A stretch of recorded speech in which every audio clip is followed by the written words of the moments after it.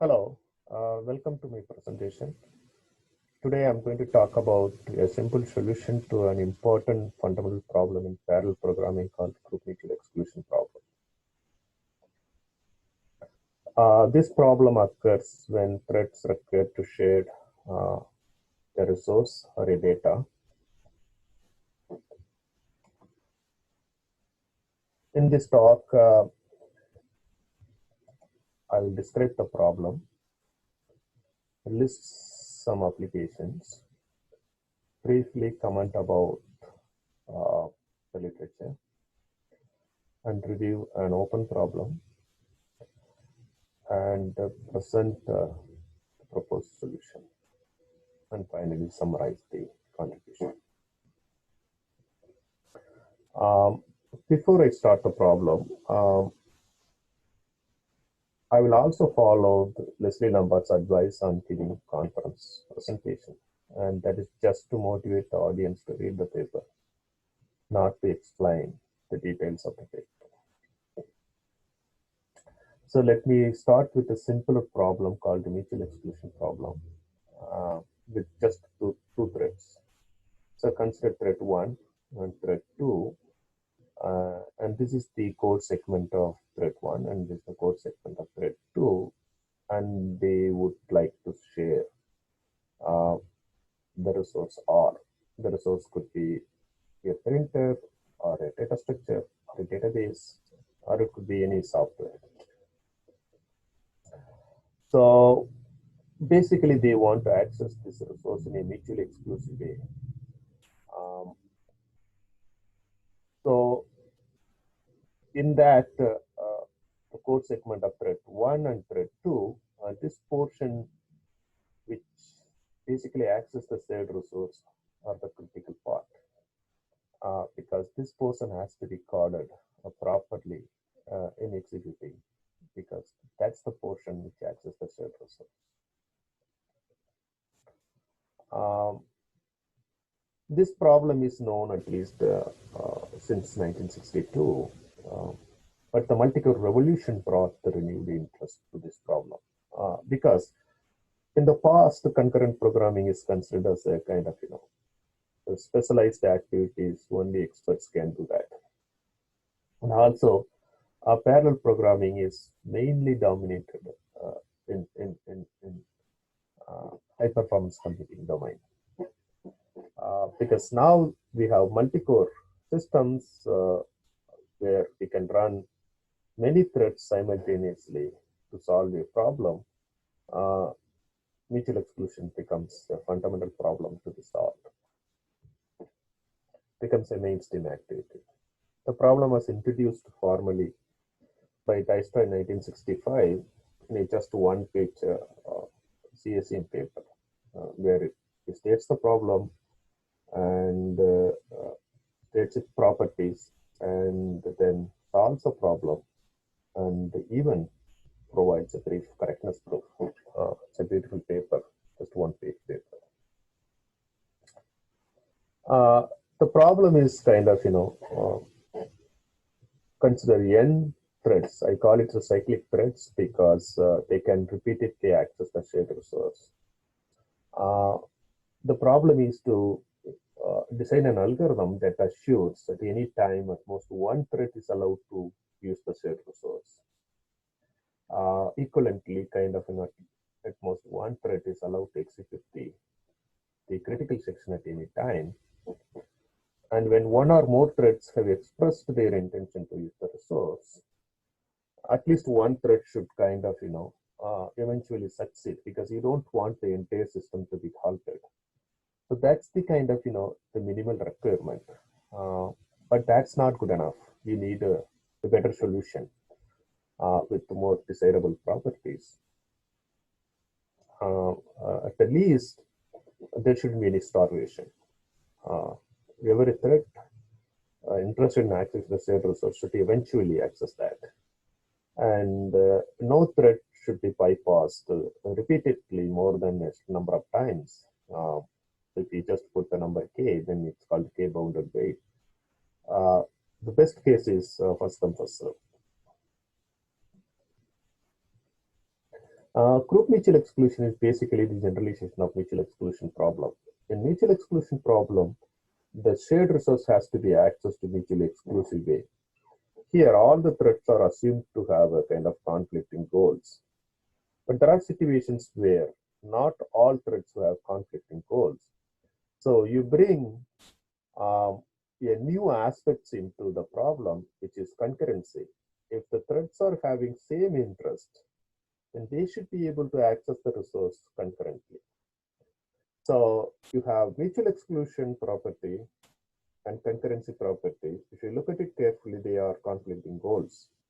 So how do you achieve these together is the challenge, and that's also an interesting aspect of this problem, and that makes the problem is quite complicated as well as interesting. Again, the same set of properties have to be satisfied for this problem as well.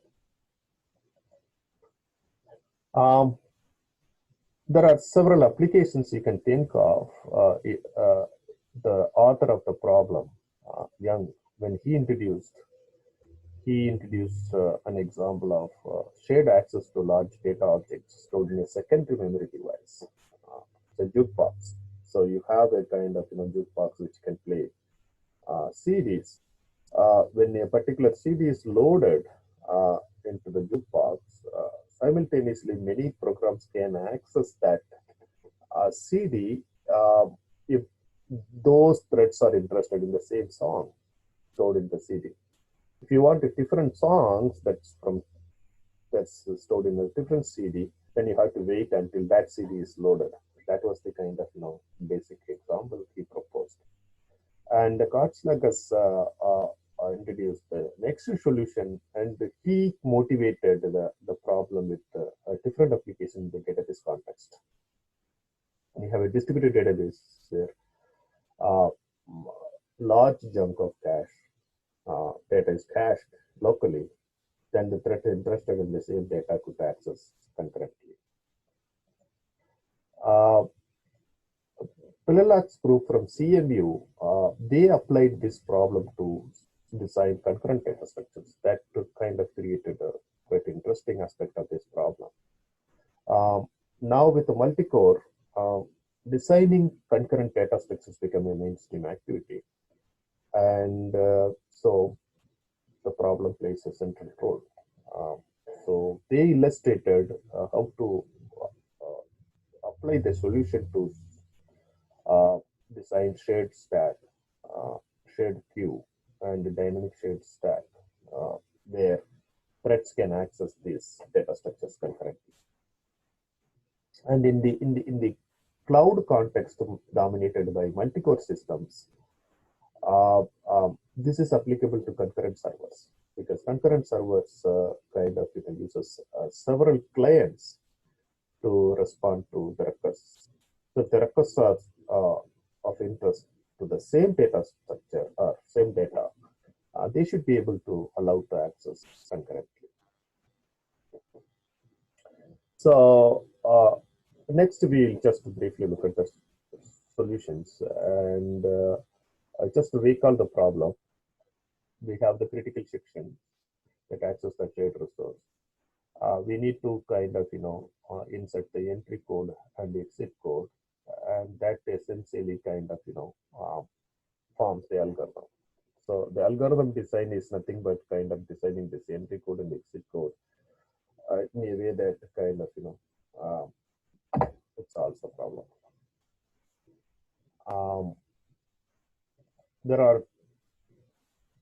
We can classify the solutions into two categories. The solutions which use only read and write operations that are universal because it's portable. All the systems support read and write operations. There are several solutions available, mostly based on the popular mutual exclusion algorithms, and the proposed solution also in that class. And the other class uses a higher level primitives such as compare and swap, and fetch and add. They are all higher level hardware instructions. And there are several solutions, one by Prahlad's group in 2001, solving the design of concurrent data structures.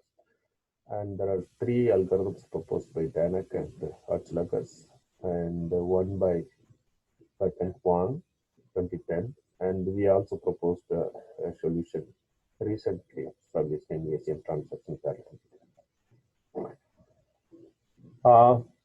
With that, before getting into discussing about our solution, we just kind of talk about the open problem.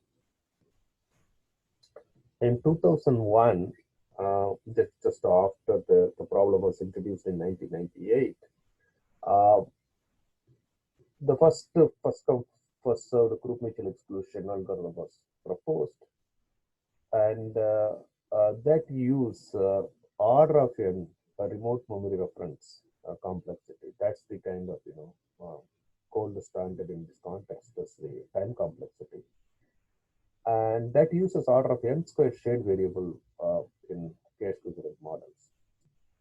So the authors left to finding the first come first served group mutual exclusion algorithm that is only order of n bounded shared space as well as the kind of the time, basically linear time algorithm. In 2003, Jayanti Group responded to this problem by presenting a new group mutual exclusion algorithm with the order of n shared space requirement, claiming that their algorithm is order of n complexity in both time and space. Recently, his group refuted the above claim by showing that the previous algorithms proposed in 2001 as well as in 2003 indeed have order of n square RMR complexity. Subsequently, they claimed that they solved the open problem by presenting their algorithm. Unfortunately, this claim is also found to be not true. So the problem is still open, and by proposing our algorithm, it solves this open problem. That's an interesting aspect of this contribution. So next, kind of just to be briefly present the idea behind our algorithm. The proposed algorithm is based on symmetric token mutual exclusion algorithm. And the symmetric token mutual exclusion algorithm is an improvement over the Becquerel algorithm. The Becquerel algorithm, the idea is very simple. You just kind of read the token numbers of all waiting threads and then compute the maximum, and then your token number is 1 plus the maximum. And then you wait for your turn based on the order of the token numbers. A couple of limitations in the Becquerel algorithm. One is that the token number can grow unboundedly if there is a demand, a continuous demand for the shared resource. Now, another less known limitation is that, if two threads use the same token number, and the thread with the smaller ID gets the priority. That's not fair because it is broken. The tie is broken by in terms of the thread IDs all the time.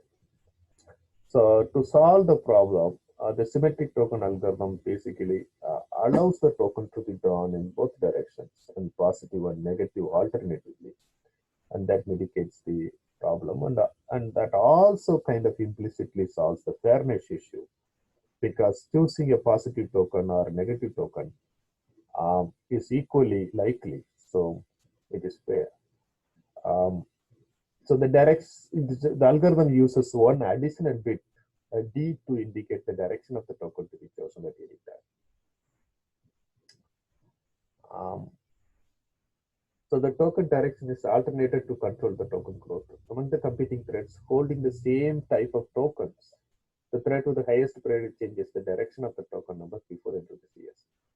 This enables the new thread to choose the token in the opposite direction and wait for a thread with the current token direction to complete. So when tie occurs, the thread with the smaller ID gets the priority, If the token is positive, if the higher ID gets the priority if the token is negative. So it has equal chance that then it's fair. So the proposed solution is basically kind of, we take a symmetric token bakery algorithm and then kind of, modify the algorithm in a way that it allows the concurrent access uh,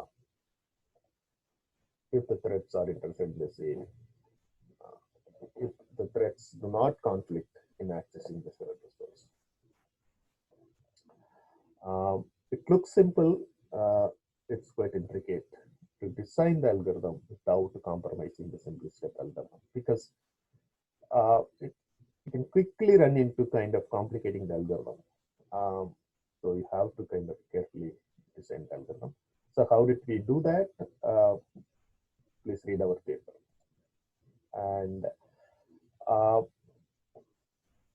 in summary, our contributions are we proposed a new algorithm to solve one of the fundamental problems in parallel and concurrent programming called group mutual exclusion. It is simple enough to understand and implement. That achieves first come first served fairness, highly preferable for most applications, and solves 20 years open problem. And more importantly, it is highly relevant in the multi-core era where concurrent programming is a mainstream activity. We hope you liked our algorithm. Thank you.